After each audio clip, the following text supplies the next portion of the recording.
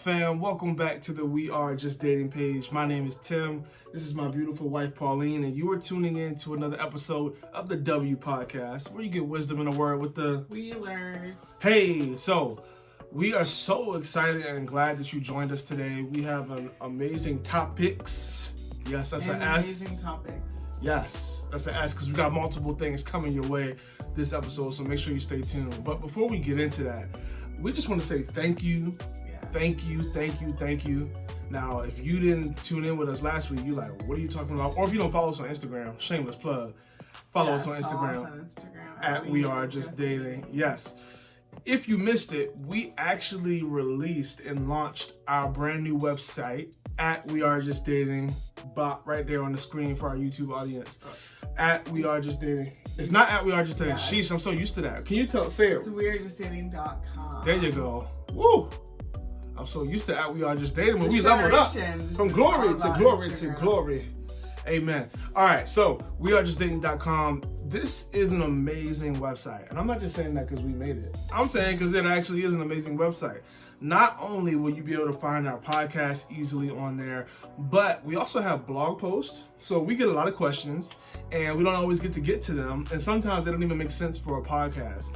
But we're going to be doing blog posts with questions that you send us directly. So if you want to send us a question, you can go and whether it be our Instagram or even on YouTube, our About page, we have a Google Forms, so you can go ahead and submit a question there. But we're going to be answering those questions on the blog post. We have a resource for all our dating couples. So we actually made a PDF that has all types of questions to help you grow in intimacy with your partner. So wow, I'm excited. Are you excited about the website? Yeah, so if you haven't checked it out, go ahead and check out the website there. There's even some cute pics on there of our baby. Hey. To get to know us a little bit more. And we also have a date night guide that's going to be coming out pretty soon. Look at you with the spoilers. Yes.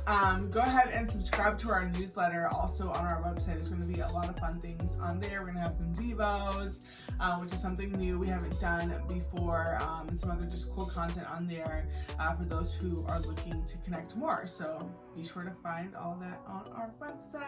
Yes, and go ahead and hit the subscribe button right now. As we record this, we at $2.99. Who wants to help us make it to 300 subscribers? Come on and beat a 300 person. You ain't gonna get no prize for it, but we would truly. The prize is being number 300. Yes. That's the prize. We truly appreciate everybody that subscribes and supports us, shares the videos. It means a lot. The more people that get this information, the better our world is going to be. Because the healthier you date, the healthier your marriage will be, which means the healthier your kids will be, which means the healthier the world will be. So, with all that being said, what are we doing today? Yeah, so we haven't done question of the day in a while. As Tim mentioned, we did start answering some of those questions on the blog post, so go check that out on our website. But today we are bringing back question of the day, but we're putting a little spin on it. We're doing question of the day rapid fire edition. So we're gonna do several questions at one time. Well, not one time, but in one podcast. So that's gonna be really fun. What's the first question? Yeah. Let's just go. Let's just get into it. Let's put the rapid on that fire, all right? Anyway. Know she corny. God bless. Love it. Okay, so the first question. I am 23 and have no experience in dating, ... at all. Is this something I should be ashamed of? No. Ashamed of? Heck no. First of all, if you're a Christian, you shouldn't be ashamed of nothing. Right. Because there's no shame or condemnation or anything bad in Christ. You feel me? So, no shame. That's not necessarily a bad thing. Shoot. It would have been a good thing if I was 23 and hadn't dated, because that means I wouldn't have made some of the dumb mistakes I did dating before I knew how to date. Yeah, some of the worst dating mistakes are made before 23. Yeah, so a lot of times we be like, oh, like I did it in high school, but like most people you talk to, they didn't marry their high school sweetheart. So that means there was some heartbreak or there was some pain or there was some issue or something that they went through when they dated before 23. So no, you shouldn't be ashamed. You should actually be happy, because hopefully that means you don't have as much heartbreak as others. With that being said, if you are, I don't know if you're 23 and you haven't dated because maybe you're insecure or maybe you're scared or whatever, but as long as there's nothing unhealthy that's preventing you from dating, because some people, they stay away from dating because they may think there's something wrong with them, but it's not real. There's nothing wrong with you. So no, I'll leave it there. What would you say? Yeah, I agree 100%. Tim and I, how old are we? I was 22 when we started dating. So close to where you are at, yes. At 23, it's a good thing. I think that if you have survived high school and college without dating, hopefully it's because you have great self-control. Now, I know some people, I have friends who are in their 30s who have never dated, and it's not really by choice. But definitely don't let the enemy think you should be ashamed of that. No. I feel like I see why they may ask this, because it's like, if I'm 23 and I haven't dated, something wrong with me. Is something wrong with me? Or what's going to happen when I do date? Am I not going to know what to do? But you listening to this podcast, so if you listening to this, you going to know what to do when it comes to dating. You feel me? So we got your back, if that's your worry. It's not a bad thing to be novice at things. We all have a first time at things, so yeah, embrace that. All right, next question. Hopefully that was helpful. Next question: are single folks supposed to be preparing for the sexual piece of marriage with sex classes, yoga, or nah? She put like, or he put like 5 H's. What's your answer to question. That? We didn't look at these. At least I didn't look at these things. We didn't prepare our answers. We wanted this to be fresh off the top of the dome. Should you be preparing for sex before marriage? Please tell us. I think that your body is. But what I'm gonna do on my wedding night? I need to know how to work it, Pauline. Oh, really? That's an interesting accent. Yeah, I mean, if you do yoga regularly, like just because you like it as your form of exercise, that's great. But trust me, I mean, sex is not a performance. Touch on that real quick. Sex is not a performance, so there's really nothing you should be preparing for or practicing for. Because if you're trying to prepare for your spouse on your wedding night, that's not why you're there. That's not the heart of God.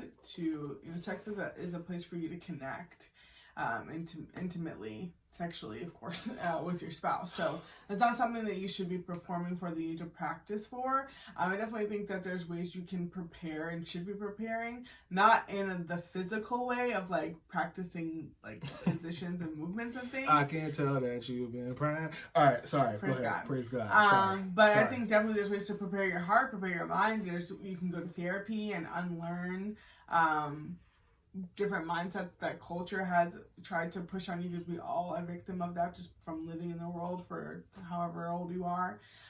There's ways to prepare. I know some people even go as practical as like getting STD and STI tests. I think that's a smart route to go if you have a sexual past, which I'm sure everybody does in some way, even if you just kissed another person. But if you haven't, kudos to you. That's great. You don't have to worry about that as much, then in that case. But yeah, there's ways to prepare.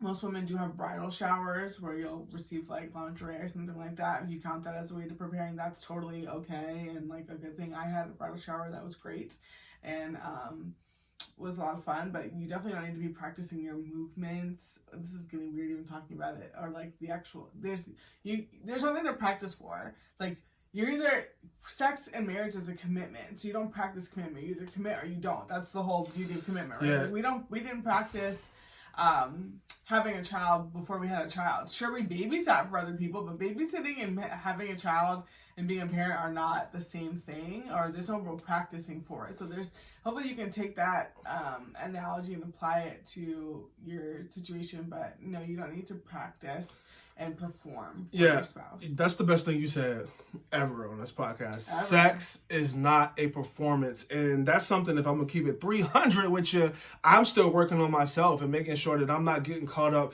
in trying to perform and do with culture. You know how many rap songs, and not even just rap, other types of music as well, but I listened to rap growing up. They have a very influential they're just very influential on how you think and how you act, more than you know. That's why you gotta be careful what you listen to out there. But rap, they don't teach you how to necessarily have a healthy sexual relationships. They just teach you how to beat it up. Yeah, I said it. What's up? Because that's what some of y'all be listening to. So I'm going to keep it 100. I ain't scared. So if you have that mindset that that's what you're going to do when you come into marriage, right? Most women ain't rocking with that. I don't know many women that really, that's all they want in a sexual relationship. Like, they want to be loved. They want to be you to take your time and be patient with them. I'm not going to get too deep into this, but I'm just saying you want to be mindful of how much of culture you've let influence you just in general. So all that to say, Pauline said it best. You don't need to practice anything physical as far as sex. I think the best thing you said is also making sure that you get as healthy as you can emotionally and spiritually. So if you have had sexual past, going to, talking to mentors or counselors or whatever to make sure you are healed from that, because you'd be surprised how many people get married and they are comparing their spouse to people they've had in the past. So you just, you want to get as healthy as possible in general before you get married, but especially in the area of sex, because it is an area that the enemy can attack you very, very easily. I didn't even know sex classes existed. I guess I know there's like books and things about like positions and all that stuff, but those things aren't even necessary when you get to marriage, because it's not about, again, performance, or like, let me do this correctly, or like, let me try this trick and do this jump. It's not about that. It's not about your skill. It's about connection, and every single person is different, and your spouse even changes. So like, one thing that they may enjoy in sex, like when you first get married, will be different 10, 15, 20 years down the road. So you want to always just be having a heart to learn them. And also, I think it's a good place for communication. So on your honeymoon night in your first year of marriage, like, that's huge. Just talking about, what do you like? What do you not like?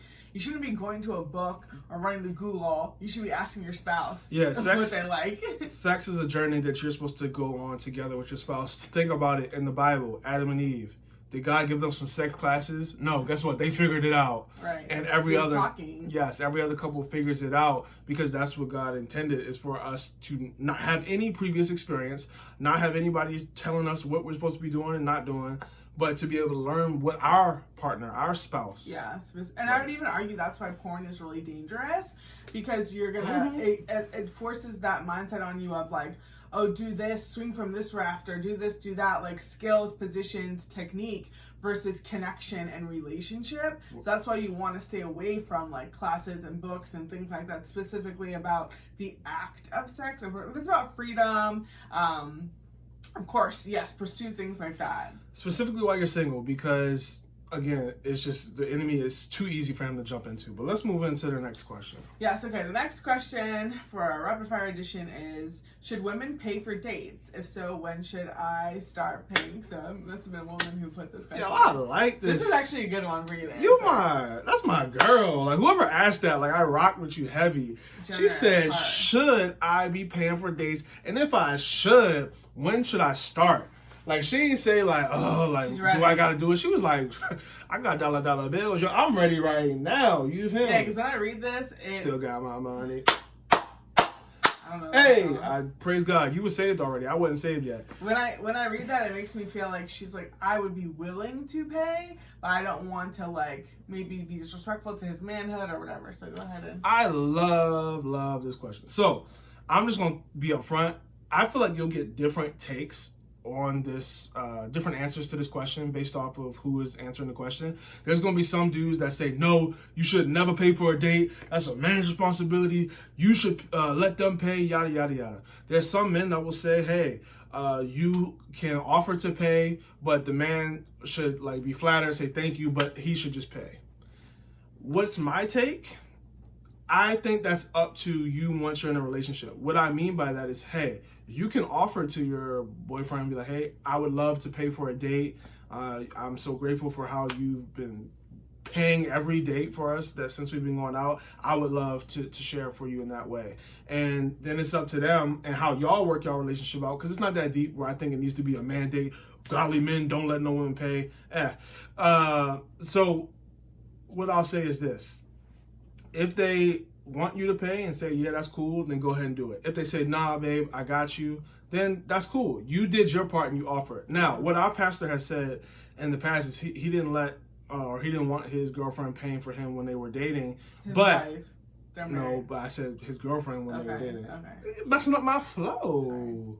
So he did not let his girlfriend pay for dates while they were dating. But what she did do, since he said, I got you on the dates, is she would buy him gifts. So the whole point here, and why I love this question so much, is because your heart is not to be stingy and just sit back and receive.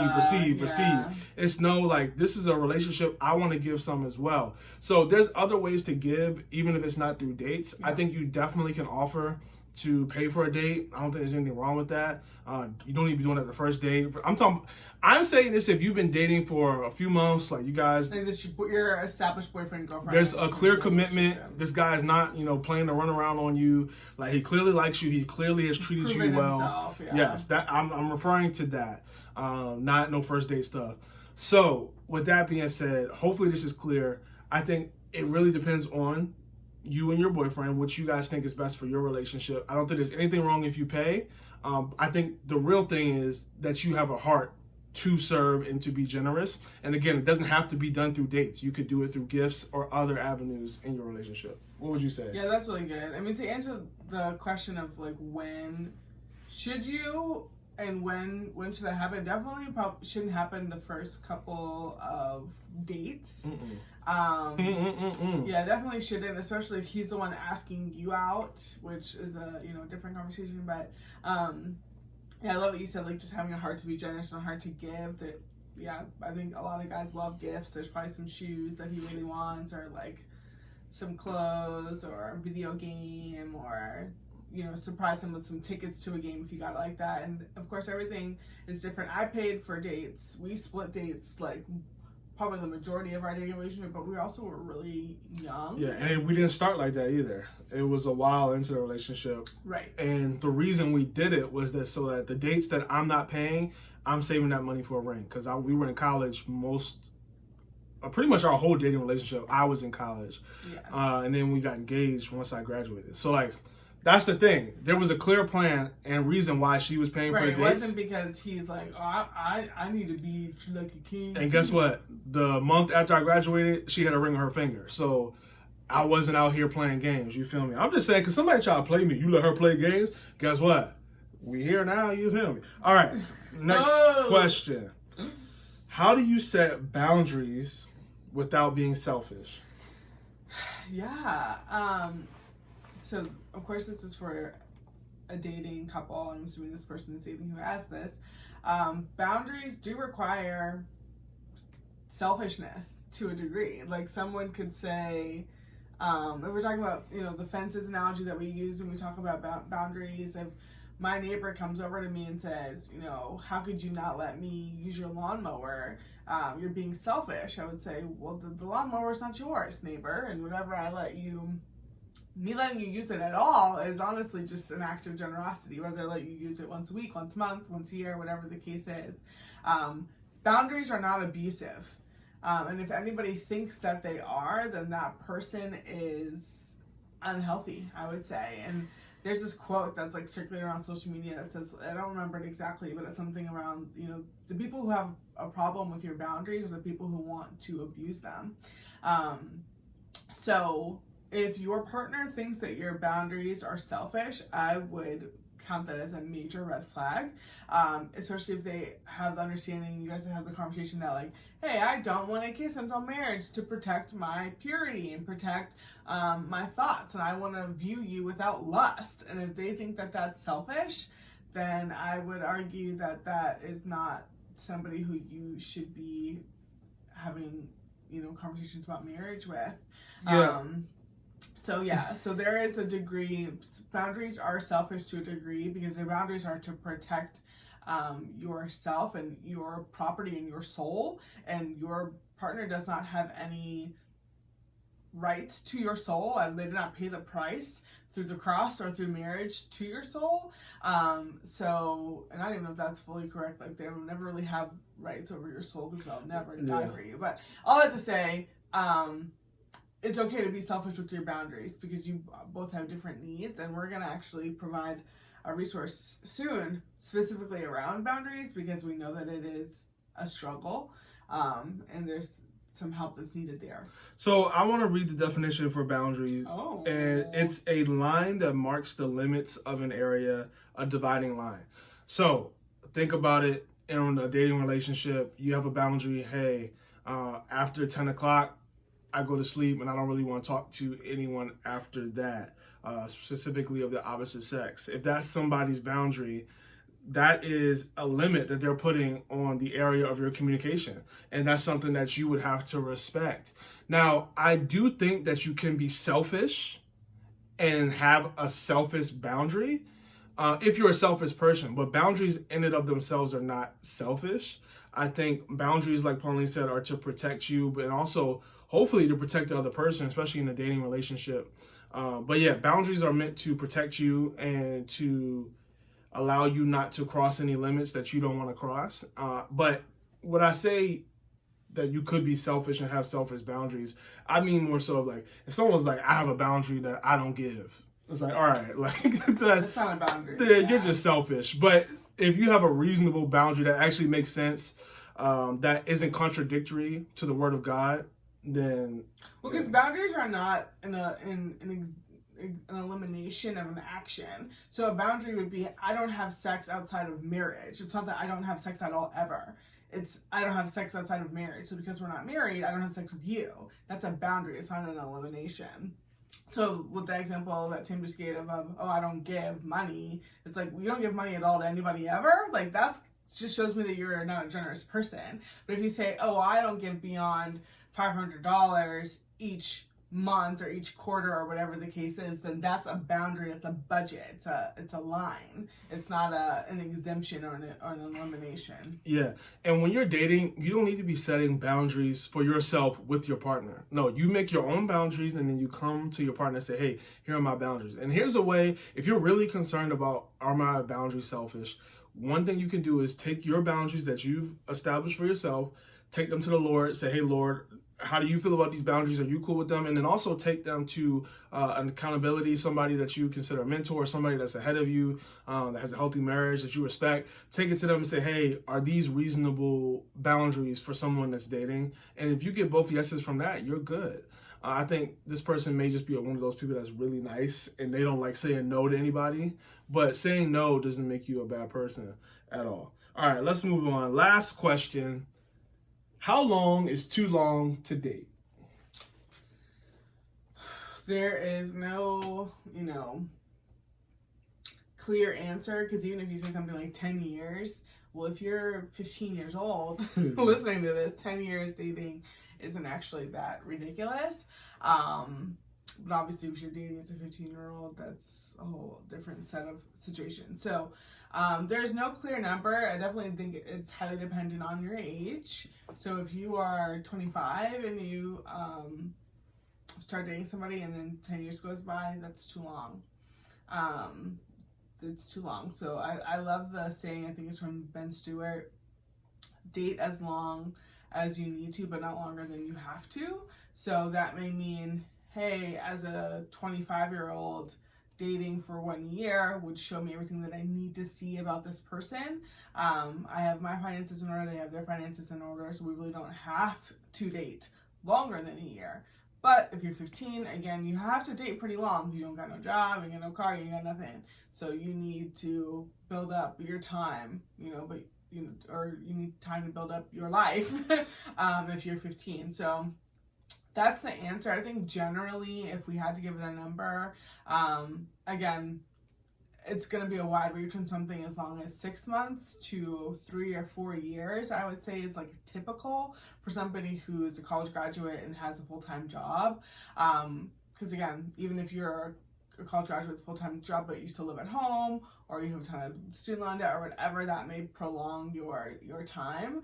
But if you are beyond that point and you're dating longer than 3 or 4 years, I would be, or even 3 years, I'll say I would have some cause to pause there. Yeah. So it doesn't take that long. It doesn't take 3 years for you to be like, well, I still don't know if I want to marry her or him. Like, why? Why don't you know? Like, have you not been asking intentional questions? Are you scared of commitment? Yeah, that brings up a whole different thing. I'll say this, our personal story, we knew we wanted to get married 6 months to a year into our relationship. Like, we knew for sure this was the person that I wanted to marry. Now, here comes the part that you said, date as long as you have to. What is it? Did I say it right? Yeah, date as long as you need to, but not longer than you have to. Yeah, not longer than you have to. we didn't date longer than we had to. We did it as long as we did it as quick as we possibly could. But with our financial situations, me being in school at the time of most of our relationship, we had to wait the 2.5 years of dating and engagement for us before we got married. That was not our choice. We would have rather got married quicker, but we needed that time for financial reasons, just to have a realistic time frame. Now, here's the thing: a lot of dudes, I feel like a lot of guys use the excuse, or they're just unaware of, man, my finances, like, I want to get that in order before I get married. So they want to date 3, 4, 5 years before they put a ring on it. And it's strictly because they're saying that they want to get to a place financially. And I think part of the problem with that is, and I learned this in school, is marriage used to be a cornerstone. Capstone. No. Oh, marriage used, girl, you. I'm wrong. Marriage. Cornerstone? Marriage used to be a cornerstone. So people used to get married and that was the cornerstone of their life. That's what they built everything else on. Now, in today's society, marriage is a capstone. See, I was close. No, you weren't. You was absolutely wrong. I was Anyway, marriage now is a capstone. I went to school for that. How you going to tell me? Anyway, marriage is a capstone where I don't want to get married until I've done everything, and this is the cap onto all of my achievements. The cherry on top. Yes. Okay.